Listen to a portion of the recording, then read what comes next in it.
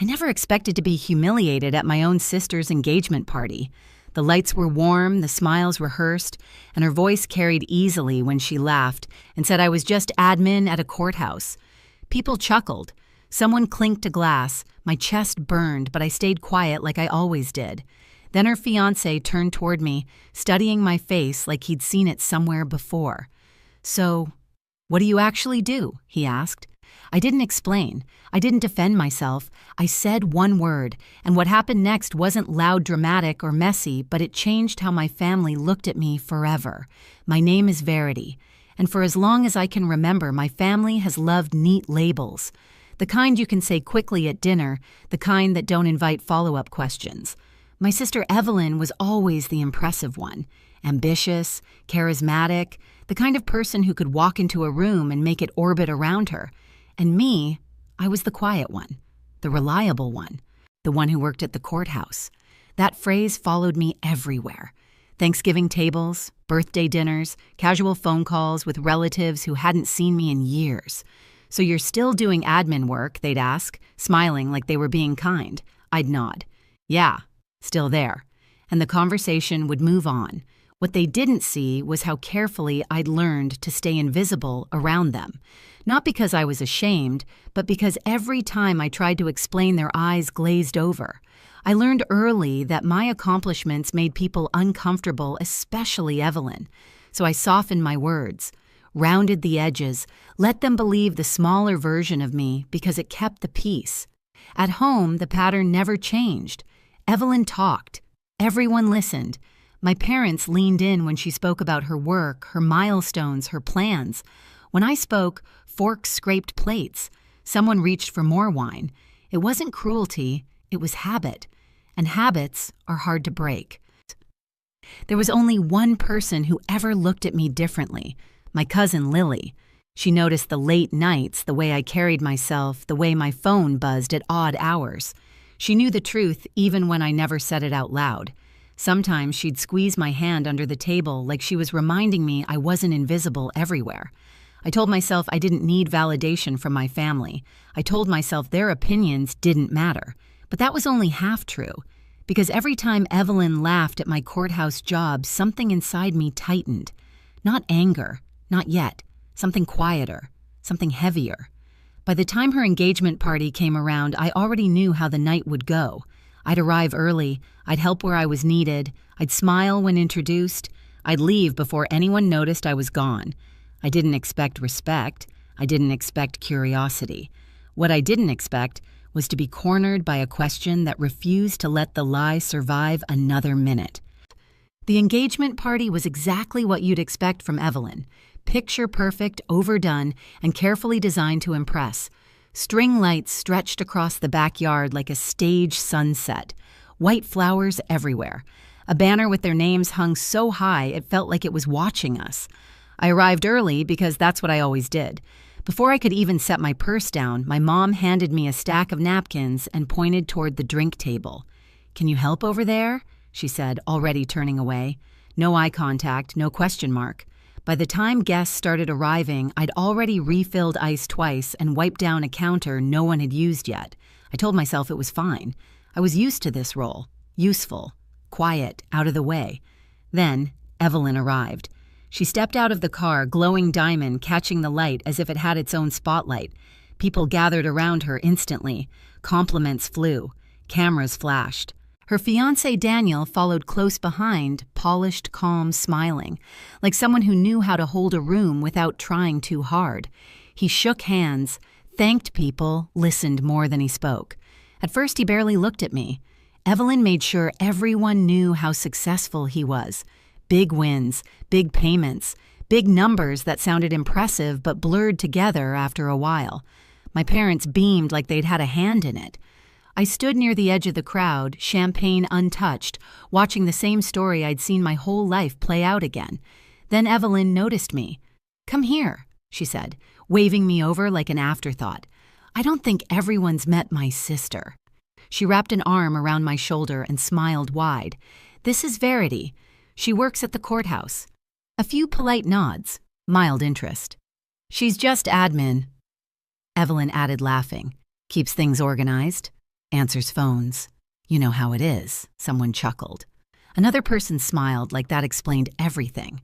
I felt the familiar heat rise in my chest. The old instinct kicked in to smooth it over to stay quiet to let it pass. I looked down at my glass and took a slow breath. This wasn't new. This was just louder. But Daniel didn't laugh. He was watching me now, really watching. His smile faded just slightly. His eyes searched my face like he was flipping through memories that didn't quite line up. I saw the moment of hesitation, the pause that didn't belong. Dinner was announced and we moved to the table. I took a seat near the end, exactly where I was expected to be. Toasts were made. Evelyn soaked it all in, then she raised her glass again.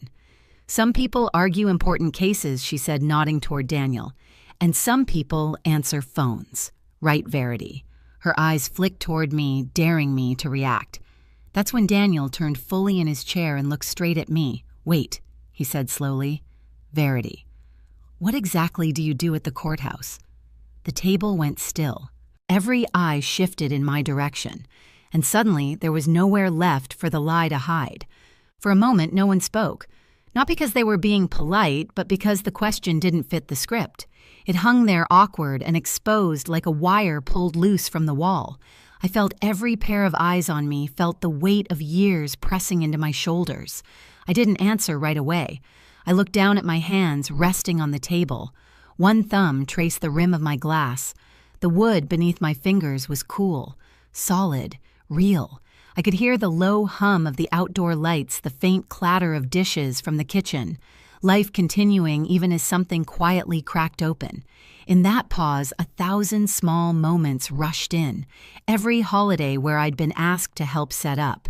Every dinner where my work was summarized into a single word that made people comfortable. Every time I'd chosen silence because it seemed easier than watching disappointment flicker across my parents' faces. I remembered standing in my apartment late at night, shoes still on, rereading notes, preparing for another long day, knowing none of it would ever be mentioned at the table. I realized something then. I hadn't been protecting them by staying quiet. I'd been protecting the version of me they preferred, the smaller one, the one who didn't challenge anyone's pride. Across from me, Evelyn was smiling too hard. Her jaw was tight, eyes sharp, like she could sense the shift even if she didn't understand it yet. My mother stared at her plate. My father reached for his glass and stopped halfway, unsure. Daniel was still watching me, not impatient, not mocking, just waiting. The old instinct told me to soften it, to say something vague, to keep the peace one more time. But another feeling rose up, calm and steady. Not anger, not revenge, clarity. If I spoke now, the truth would land. If I stayed silent, the lie would keep living, and I would keep shrinking to make room for it. I understood then that this wasn't about embarrassing my sister or proving anything to a table full of people who had never really asked. It was about refusing to disappear anymore. I straightened slightly in my chair, set my glass down. The sound was small, but it cut through the quiet. My heartbeat slowed. The fear I'd carried for years loosened its grip just enough. I looked at Daniel first, then at my parents, then finally at Evelyn. And I knew whatever came next, there was no going back to who I'd been before this question. I didn't raise my voice. I didn't smile. I didn't explain. I said one word, judge. It landed softly, almost politely, but the effect was immediate. The air shifted. Not dramatically, no gasps, no shouting, but like someone had turned off the background noise of the world. Conversations died mid-breath. Forks paused halfway to mouths. Even the string lights seemed to hum louder in the sudden quiet. For a second, no one moved. My mother's face drained of color so fast it startled me. Her lips parted, then closed again like she was searching for a sentence she'd never rehearsed. My father blinked hard, his hand tightening around his glass, before setting it down carefully, as if it might shatter if he wasn't gentle. Evelyn laughed. It came out sharp and brittle. "Oh my God," she said, waving a hand. "Very funny." I didn't look at her. I kept my eyes on Daniel. He hadn't laughed. He hadn't moved at all. His expression had changed in a way I recognized instantly. Not confusion, not anger, but recognition finally snapping into place.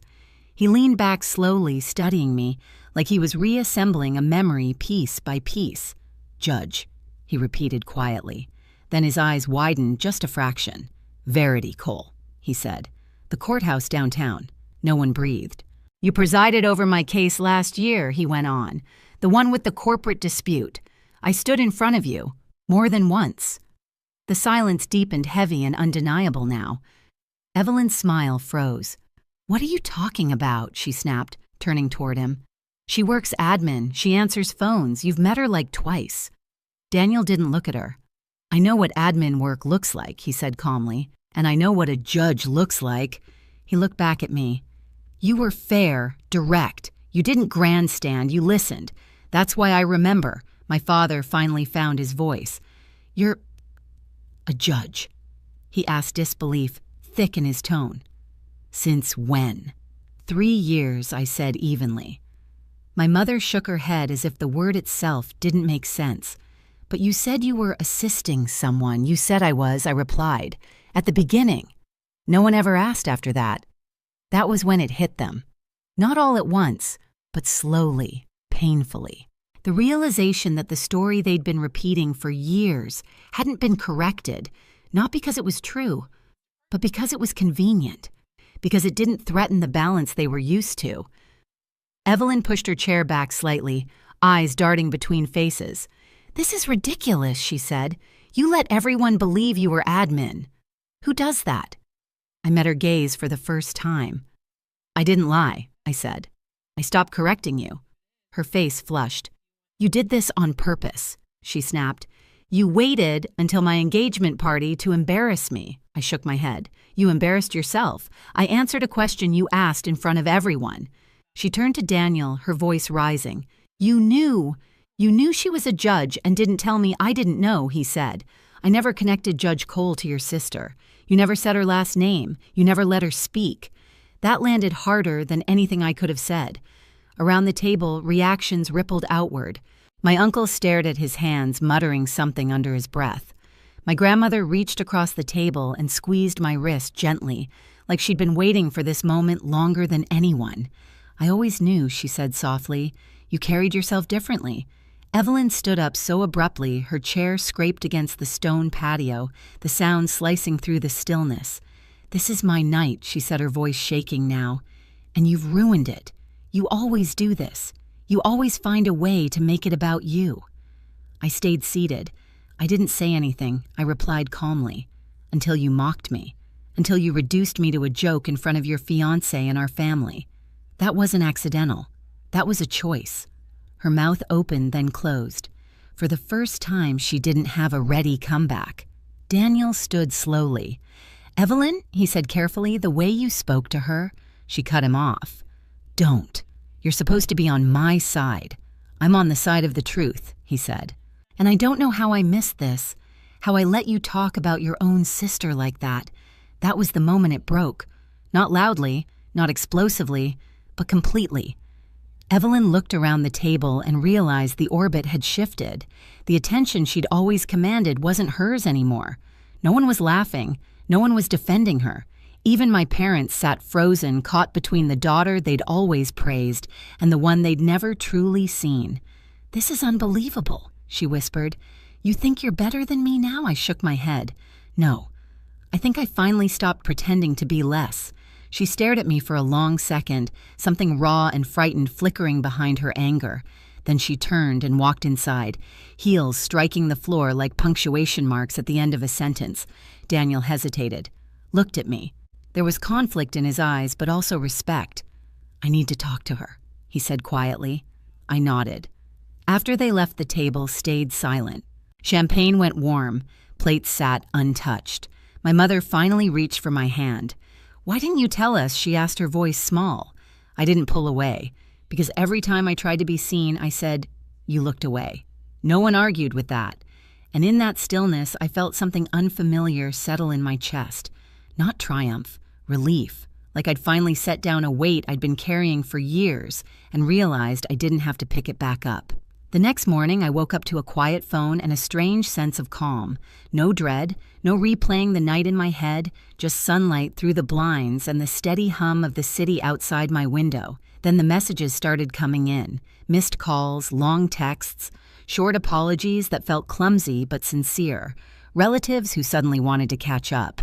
My parents left 2 voicemails. I listened to neither. Around midday, there was a knock at my door. It was Daniel. He looked tired, like someone who hadn't slept, but had done a lot of thinking. We sat at opposite ends of my couch, coffee cooling between us. He didn't make excuses. He didn't defend her. I can't unsee it now, he said. The way she spoke to you. The way everyone let it happen. I nodded. There wasn't anything to add. I don't know what this means for us yet, he admitted, but I know I can't ignore it. When he left, the apartment felt lighter. Not empty, just honest. A few days later, Evelyn showed up unannounced. No makeup, hair pulled back, the version of her that never appeared at family gatherings. We didn't hug, we didn't fight. I was scared, she said finally, of being ordinary, of being second. I believed her. I'm not here to compete, I told her. I never was. She nodded slowly, like she was hearing that for the first time. We weren't suddenly close. Nothing was fixed overnight, but something had shifted. My parents started asking questions and actually waiting for the answers. Lily smiled at me across dinner tables, and for the first time, I didn't feel the need to explain myself at all. I used to think staying quiet was the same as being kind. I was wrong. Silence didn't protect anyone, it just taught people how small they could make me. The truth is, you don't owe anyone a smaller version of yourself just to keep the peace. If you've ever been there hiding your growth so others feel comfortable, you're not alone. Share your story in the comments. And if this resonated with you, hit subscribe. You deserve to be seen.